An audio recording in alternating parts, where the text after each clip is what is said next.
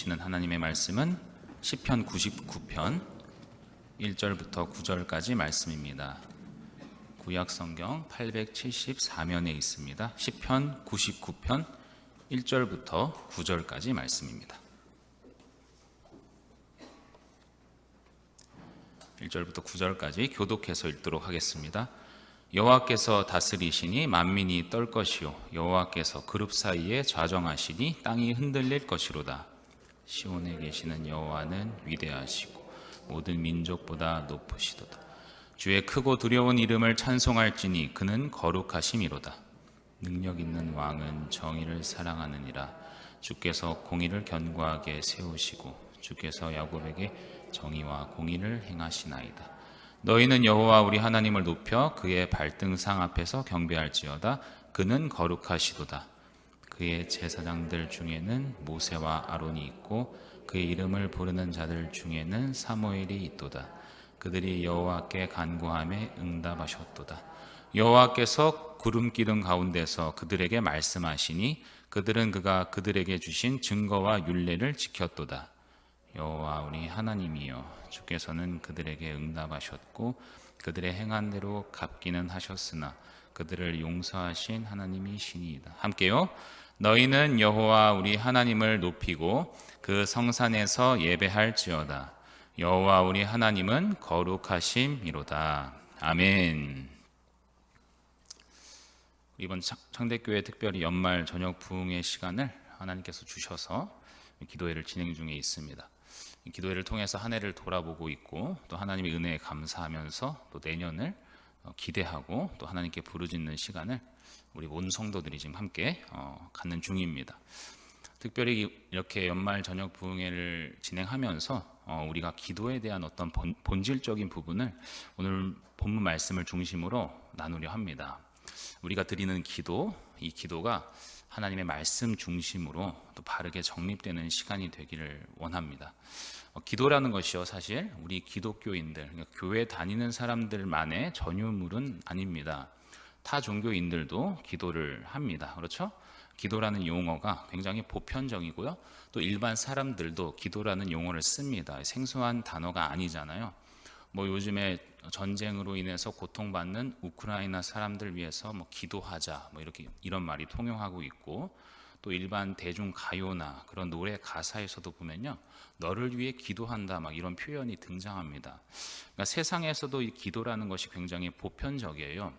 이 기도가 보편적이기 때문에 특별히 우리 크리스찬들에게는요, 더욱더 기도에 대한 분명한 이해가 필요합니다. 경각심을 가질 필요가 있다는 것이에요. 왜냐하면 일반 사람들도 기도라는 이해, 기도라는 것이 무엇인지 대략적인 감이 있거든요. 그렇다 보면 우리가 성경이 아닌 세상적인 중심으로 인해서 우리의 기도에 대한 이해가 빠져들 수 있기 때문에 그렇습니다. 우리는 분명하게 크리스찬으로서, 다시 말해서 주님을 믿는 성도로서 성경이 말하는 기도에 대해서 분명히 알고 있어야 되는 것이죠. 성경이 말하는 기도는요, 세상이 말하는 기도와는 전혀 다르기 때문에 그렇습니다. 기본적으로 세상 사람들이 말하는 이 기도라는 것은요, 기원의 차원입니다. 기원입니다. 그러니까 소원을 비는 개념입니다. 세상 사람들의 기도는 그렇습니다. 자신이 원하는 바가 있어요. 나의 바람이 있다는 것이죠. 그 바람과 소원을 어떤 대상에게 비는 겁니다. 이루어질 수 있도록 말입니다. 예를 들어서 우리나라 민속 신앙 같은 경우에서도 정화수 떠놓고 달밤에 기도하고 이런 거 있잖아요. 그리고 농경 시대 때 비가 오기를 바라면서 기우제 지내는 거 비슷한 것이죠. 기도에 대한 일반적인 이해가 바로 이것입니다. 단순히 자신의 목적을 이루기 위해서 비는 행위입니다. 이건 기원이에요. 하지만 성경이 말하는 것은요, 단순한 기원을 말하지 않습니다. 물론 성경에서도 간구하는 장면이 나옵니다. 그렇죠? 나의 소원을 하나님께 아뢰는 장면이 분명히 나옵니다. 다윗이 기록한 시편의 많은 부분에서 다윗은 하나님께 간구하고 있습니다. 어려운 상황이 있을 때, 박해가 있을 때 그로부터 구원해달라고 분명히 간구합니다. 그렇죠? 소원을 아뢰는 것이 있어요. 또 예수님께서도 주기도문을 우리에게 알려주실 때 그 주기도문 내용에서 일용할 양식을 구하라는 이 요청과 청원에 대한 것이 분명히 우리 기도에게도 있습니다. 그런데 이 간구라는 것은요, 기도의 일부이지 기도 그 자체는 아닙니다. 우리가 기도에 대한 어떤 본질을 먼저 알기 위해서는요, 정말 중요한 것은 우리가 기도하는 그 대상에 대한 이해가 필요합니다. 기도를 누구에게 하는가입니다. 누굽니까? 하나님께 하는 것입니다. 기도는 하나님께 하는 것이에요. 사실 이것이 전부인데요. 기도라는 것을 온전히 정의하기 위해서는 결국 하나님과의 만남입니다. 기도라는 것은 하나님과의 만남, 하나님과의 교제입니다. 세상의 기도는요, 무언가를 얻어내는 것에만 초점이 있어요. 자신의 소원과 바람을 얻어내기 위한 거예요. 그 대상이 누가 되든 상관이 없습니다. 자연물을 향할 수도 있고요, 아니면 기타 다른 신들을 찾는 경우도 있죠. 하지만 우리의 기도의 분명한 점은 살아계신 하나님께 기도한다는 사실입니다. 하나님께 기도함에 있어서 그 큰 그림 속에서 간구가 들어있을 뿐이죠. 하나님과의 관계가 중요하다는 뜻입니다. 사랑하는 사람과의 여러 가지 관계 속에서요, 그 사람에게 요청할 수 있잖아요. 연인에게 어떠한 것을 요청할 수 있습니다. 요청하고 받는 경우가 분명히 있습니다. 근데 그것을 통해서 결국 무엇을 발견합니까? 우리 관계의 풍성함을 결국 발견하는 것이잖아요. 똑같습니다. 하나님께 간구하는 그 부분도요, 결국 하나님이 누구신지, 하나님과의 나와의 그 만남, 교제, 친교, 그것이 가장 큰 목적이라는 뜻입니다. 우리가 드리는 기도가요, 이 전능하신 하나님께 한다는 점이 핵심이기 때문에요, 우리는 또 한 번 하나님이 어떤 분인지에 대해서 주목해야 합니다. 성경이 말하는 하나님이 어떤 분인지, 성경은 말씀을 통해서 하나님의 어떤 성품을 알려주고 계시는지가 거기에 우리의 시선을 고정시켜야 되는 것이죠. 그래서 하나님을 온전히 발견할 때에, 하나님을 온전히 알게 될 때에 우리의 기도가 온전해진다는 뜻입니다. 오늘 시편 99편 말씀에요, 하나님이 어떤 분인지 결국 알려주고 있는 말씀이거든요. 오늘 1절부터 9절까지 우리가 읽었는데, 오늘 본문 전체에 보시면은 하나님에 대한 묘사로서의 반복되는 단어들이 등장합니다. 반복된다는 뜻은 강조하는 뜻이겠죠. 오늘 말씀의 3절 보시면, 3절 끝에 보시면 뭐라고 기록되어 있냐면, 그는 거룩하심이로다, 거룩하시다라고 표현하고 있습니다. 그리고 5절 끝에 보시면 동일해요. 그는 거룩하시도다, 5절 끝에도 나와 있고요. 그리고 9절 끝에도 보시면 여호와 우리 하나님은 거룩하심이로다. 거룩함에 대한 이 말씀을 3번이나 반복하고 있습니다. 하나님은 어떤 분입니까? 거룩하신 분이다. 거룩에 대해서 말씀하고 있습니다. 거룩이 무엇일까? 성경에서 처음으로 거룩이란 단어가 언급된 것은요, 창세기 2장 3절 말씀에 처음으로 거룩이라는 단어를 쓰셨는데, 하나님이 그 7째 날을 복되게 하사 거룩하게 하셨으니, 이렇게 말씀합니다. 하나님께서 창조하신 이후 6일 동안 창조하시고 7일째 되는 그 부분을 묘사하는 말씀이죠. 안식일을 거룩하게 하셨다, 이렇게 표현하고 있습니다. 여기서 거룩이 나와요. 그리고 출애굽기에서 하나님께서 이스라엘 백성들 모세에게 10계명 주실 때 4계명으로서 무엇을 말씀하셨습니까? 안식일을 기억하여 거룩하게 지키라. 안식일에 대한 부분에 대해서 거룩이라는 단어를 쓰고 있다는 것입니다. 6일 동안 창조하시고 7일째 그 안식일을 거룩, 그리고 하나님께서 동일하게 10계명에서도 안식일을 거룩하게 지키라. 거룩이 결국 무엇입니까? 구별됨입니다. 6일 동안은 일하면서 노동을 했다면, 무언가 에너지를 썼다면 7일은 다르게 안식하고 쉬는 것, 구별된 날입니다. 10계명에서 말씀하신 안식일도 동일하게 구별됨을 말씀하고 있어요. 그래서 거룩은 구별입니다. 하나님께서는 거룩하시다, 하나님은 구별되시다, 이런 뜻입니다. 무엇과 구별됩니까? 피조물과 구별되십니다. 전능하신 하나님께서는 창조주로서 피조물과는 완벽하게 구별되는 분이시라는 겁니다. 그게 바로 거룩이에요. 그래서요, 모든 만물은 하나님 앞에 설 때에, 그 거룩하신 구별되신 하나님 앞에 설 때에 이런 반응을 보인다는 겁니다. 1절 말씀이 그것이에요. 오늘 본문 1절 보시면 이렇게 기록되어 있는데 같이 읽어볼까요? 1절 말씀 시작. 여호와께서 다스리시니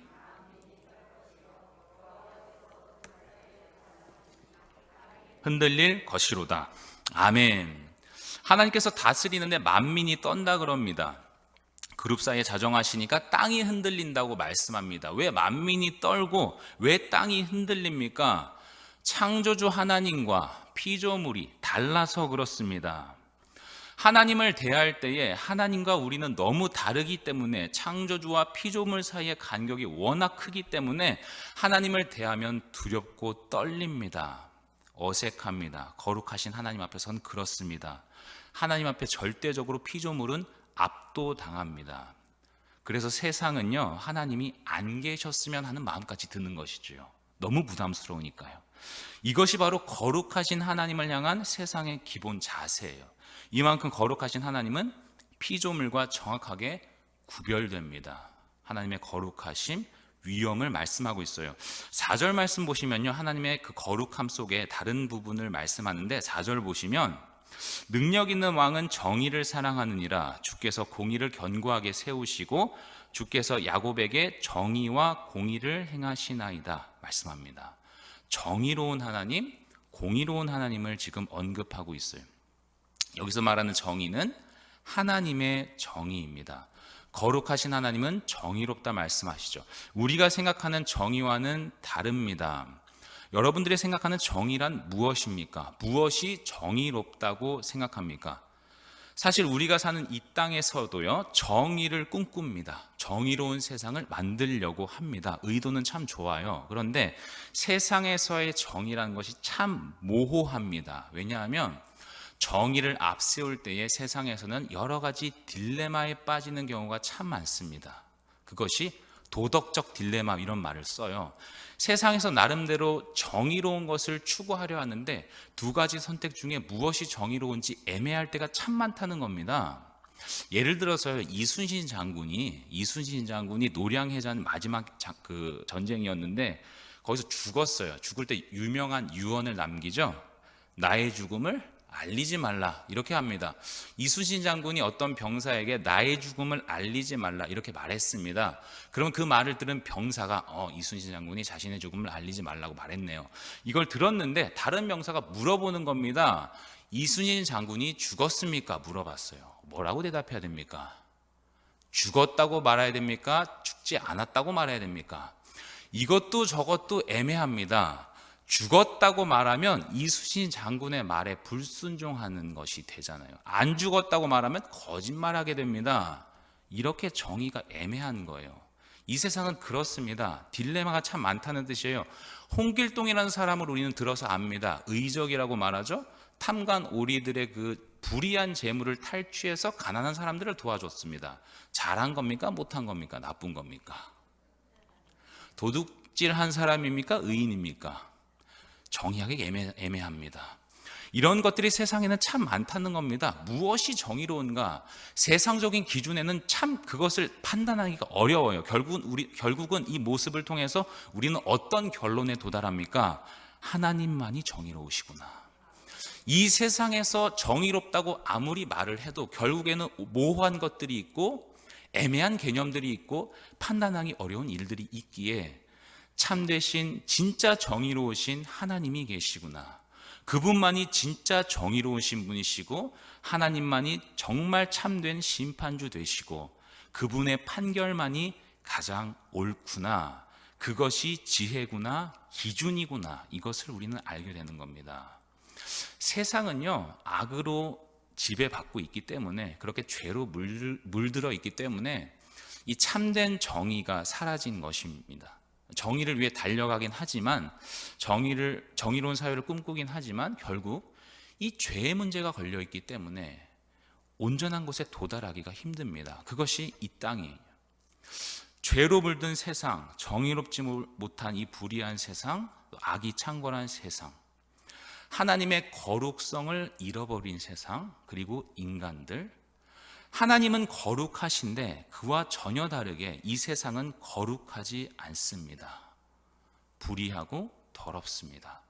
하나님은 완벽하게 깨끗하시고 순결하신데 이 세상은 더럽습니다. 불결합니다. 하나님과 정말로 다르죠.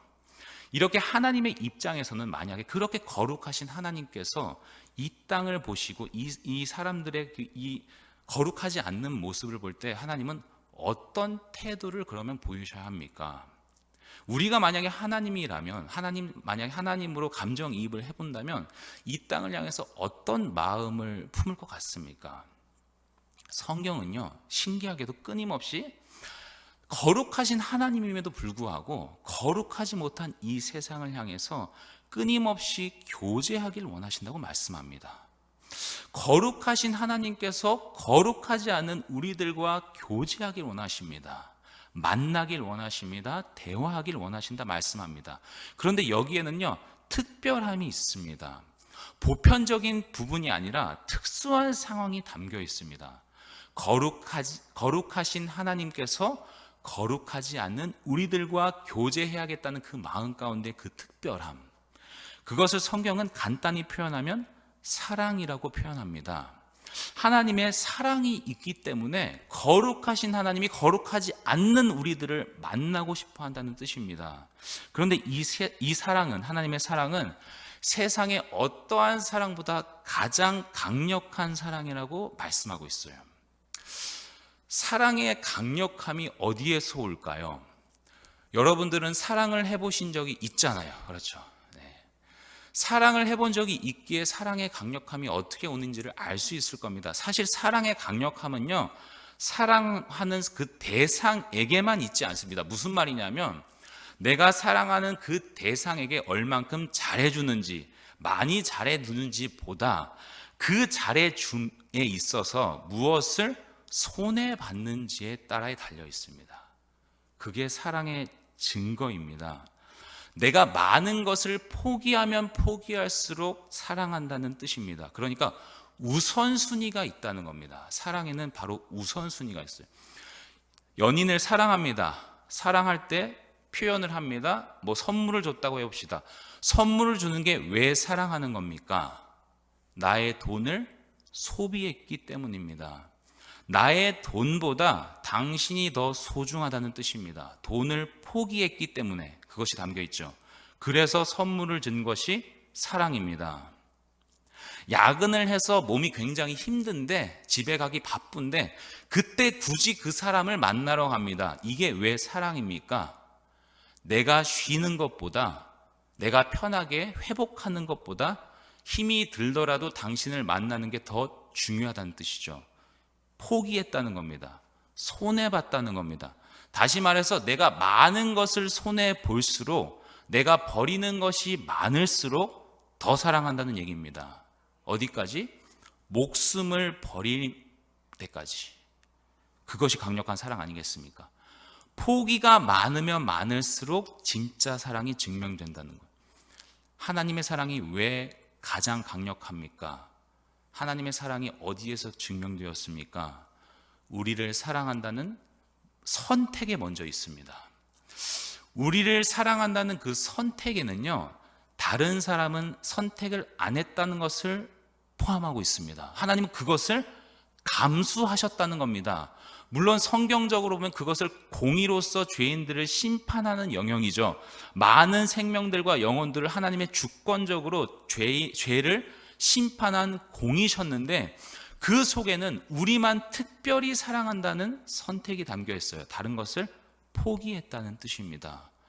그 선택에 대한 부분이 오늘 본문에 6절부터 쭉 나와 있어요. 6절 말씀 보시면요, 이렇게 기록되어 있는데, 그의 제사장들 중에는 모세와 아론이 있고 그의 이름을 부르는 자들 중에는 사무엘이 있도다. 그들이 여호와께 간구하며 응답하셨도다.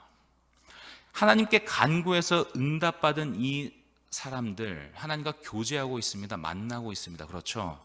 분명히 죄인된 사람들인데 하나님은 이들을 선택하셔서 사랑해 주시기로 작정했다는 뜻입니다. 7절 말씀 보시면요, 7절에도요, 여호와께서 구름 기둥 가운데서 그들에게 말씀하시니 그들은 그가 그들에게 주신 증거와 율례를 지켰도다. 하나님은 이스라엘 백성을 특별히 선택하셨습니다. 왜 그들인지는 이유는 모릅니다. 하나님의 주권적으로 그들을 선택하시고 언약을 맺으시고 구름 기둥 가운데로 인도하시며 증거도 주시고 율례도 주시면서 순종을 요구하기도 하십니다. 이스라엘 백성들은 그것을 지키기도 합니다. 무엇입니까? 하나님과의 만남 교제입니다. 하나님 먼저 이렇게 선택이 있다는 겁니다. 우리를 사랑하는 증거입니다. 많은 사람들을 다른 사람들을 선택할 수 있었지만 그것을 감수하며 우리를 선택하신 것, 여기서의 하나님의 사랑이 발견됩니다. 가장 강력한 사랑이 무엇입니까? 십자가의 사랑. 하나님의 가장 강력한 포기, 희생, 그 하나님의 아들 독생자 예수 그리스도를 버리신 그 사랑. 이것이 무엇보다 이 세상 어떤 것보다 가장 강력한 사랑입니다. 그것을 오늘 8절 말씀이 기록하고 있습니다. 8절 말씀 보시면요, 같이 읽어볼까요? 8절 말씀 시작. 여호와 우리 하나님이여 주께서는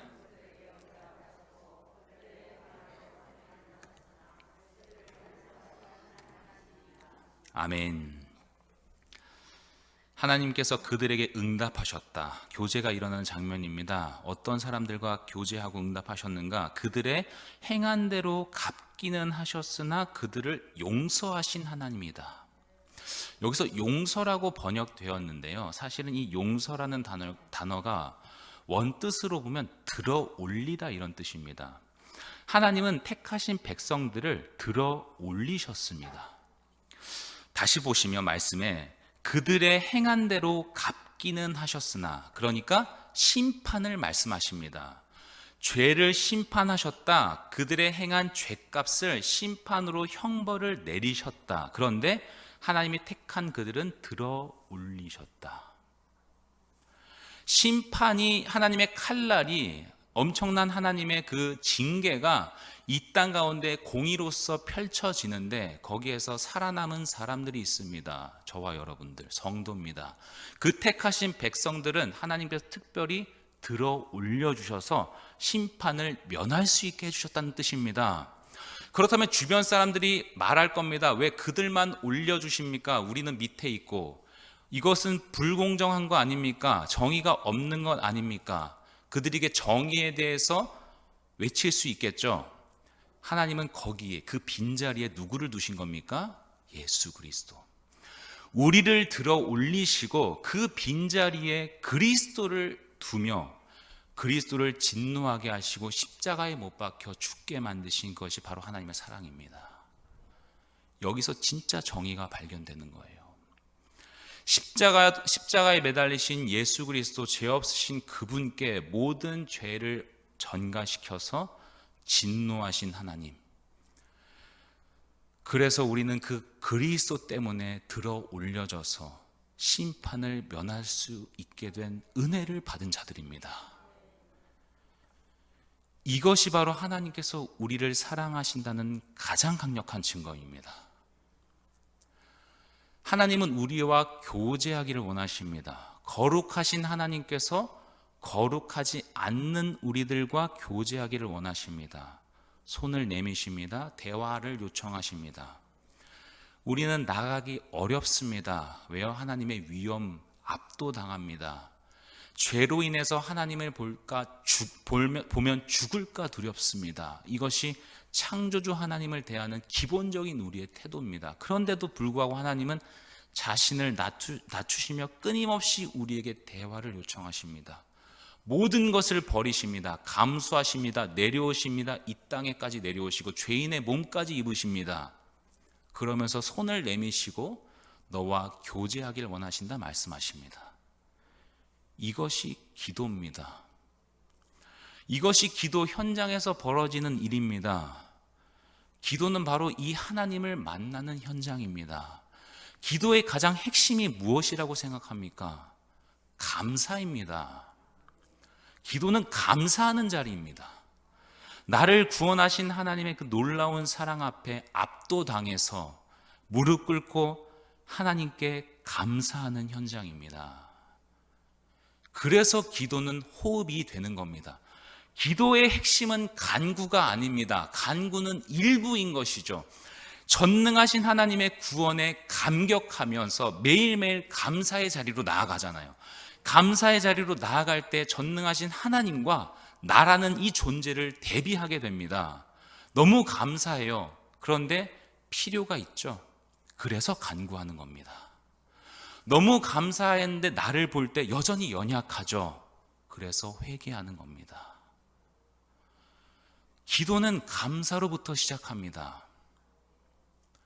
생명 주신 하나님, 나를 인도하신 하나님, 지금도 모든 것을 동원하여서 구원을 이루어 가시는 하나님, 천국을 확증해 주시고 교회를 주시고 신앙생활을 할 수 있게 해주시고 내가 숨 쉴 수 있게 호흡해 주신 이 모든 것에 감사하며 매일매일 기도의 자리로 나아가는 겁니다. 감사는 매일 할 수 있는 거잖아요. 그래서 기도하는 겁니다. 간구가 기도의 핵심이라면요, 간구라는 것은 필요성이 사람들마다 다릅니다. 어떤 사람들은 삶이 좀 괜찮아요. 필요성을 못 느낍니다. 간구할 것이 없어요. 그러면 기도할 게 없다라고 말합니다. 아니에요. 기도는 감사합니다. 나의 존재에 대해서 감사하는 겁니다. 하나님 감사합니다. 그래서 기도합니다. 감사는 하나님께 간구합니다. 감사하는 하나님께 요청도 합니다. 회개도 합니다. 모든 것을 드립니다. 맡깁니다. 그것이 이 기도 시간에 다 들어있는 거예요. 빌립보서 4장 6절 말씀 한번 같이 읽어봤으면 좋겠는데요. 한번 같이 읽어볼까요? 시작. 아무것도 염려하지 말고 다만 모든 일에 기도와 간구로 너희 구할 것을 감사함으로 하나님께 아뢰라. 아멘. 골로새서 4장 2절도 동일해요. 골로새서 4장 2절 같이 읽어봤으면 좋겠습니다. 시작. 기도를 계속하고 기도에 감사함으로 깨어 있으라. 아멘. 감사하는 거예요. 여기까지 인도하신 하나님 감사합니다. 구원하신 하나님, 생명 주신 하나님, 나에게 놀라운 천국을 소유하게 하신 하나님, 그 하나님 나라의 상속자로 우리를 세우시고 예수 그리스도를 통해서 영원히 왕노릇할 수 있는 특권을 허락하신 하나님 감사합니다. 그래서 매일 기도하는 겁니다. 그 모든 기도의 현장 가운데 하나님을 만나는 것이고요, 거룩하신 하나님 그분을 만나면서 그리스도의 형상을 점점 더 우리는 회복하게 되는 것입니다. 주님의 하나님의 거룩하심을 더 닮아가는 것이고 더 성숙해 나가는 것이고 믿음이 더 자라게 되는 것이고 예수 그리스도를 더 닮아가는 것입니다. 그것이 기도입니다. 사랑하는 성도 여러분, 우리 기도가 회복되길 바랍니다. 하나님의 거룩하심을 더 닮아가는 기도의 현장이 살아나는 우리 모든 성도들 되길 소망합니다.